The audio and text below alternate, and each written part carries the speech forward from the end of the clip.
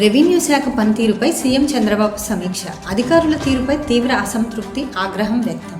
తహసీల్దార్ కార్యాలయంలో అర్జీల పెండింగ్పై సీరియస్. మహానాడులో ఇచ్చిన హామీ ప్రకారం ఏడాదిలోగా భూ సమస్యలను పరిష్కరించి తీరుతామని చంద్రబాబు స్పష్టం. మార్కాపురంలో డిప్యూటీ సీఎం పవన్ కళ్యాణ్ పర్యటన. 1290 కోట్ల విలువైన త్రాగునీటి పథకానికి శంకుస్థాపన చేసేందుకు మార్కాపురం విచ్చేసిన పవన్ కళ్యాణ్ ప్రజల సమస్యలు అడిగి తెలుసుకుని వాటి పరిష్కారానికి అక్కడికక్కడే అధికారులకు ఆదేశాలు ఇచ్చిన పవన్.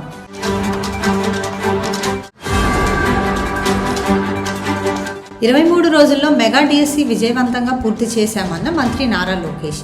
అధికారులకు అభినందనలు తెలిపిన లోకేష్ త్వరలోనే డిఎస్సి తుది కీ విడుదల చేస్తామని వెల్లడి.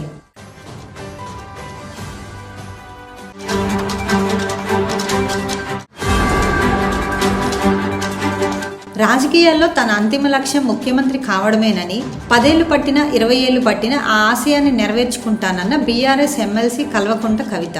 కేసీఆర్ చుట్టూ ఉన్న దెయ్యాలను ఏరివేస్తేనే పార్టీకి మనుగడ అని వ్యాఖ్య.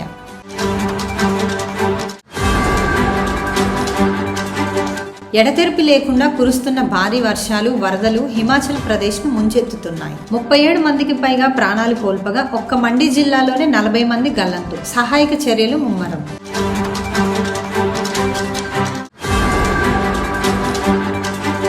రోసయ్య జయంతి సభలో చాగంటి అసహనం. ఇది మర్యాద కాదు అంటూ ఆగ్రహం. ప్రసంగిస్తుండగా ఫోటోల కోసం ఎగబడ్డ జనం. ప్రసంగం ఆపి తీవ్ర అసహనం వ్యక్తం చేసిన చాగంటి.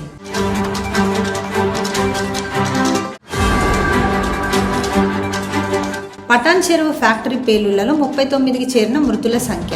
ఆసుపత్రిలో చికిత్స పొందుతూ మహారాష్ట్ర కార్మికుడు మృతి. ఇంకా లభ్యం కాని 9 మంది కార్మికులు ఆచూకీ. నేడు ప్రమాద స్థలాన్ని సందర్శించనున్న ఉన్నత స్థాయి కమిటీ.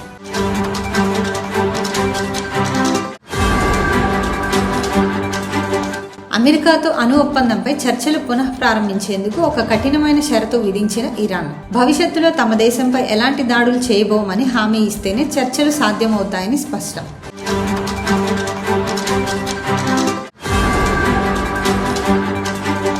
లా కాలేజీ అత్యాచారం కేసు క్రైమ్ సీన్ రీకన్స్ట్రక్షన్. నిందితుడి వెనుక షాకింగ్ హిస్టరీ. ప్రధాన నిందితుడు మనోజిత్కు నేర చరిత్ర ఉన్నట్లు వెల్లడి.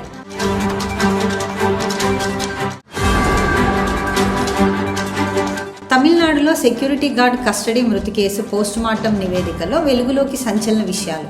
మృతుడి శరీరంపై 44 గాయాలున్నట్లు గుర్తింపు. కేసును సిబిఐకి అప్పగించిన రాష్ట్ర ప్రభుత్వం.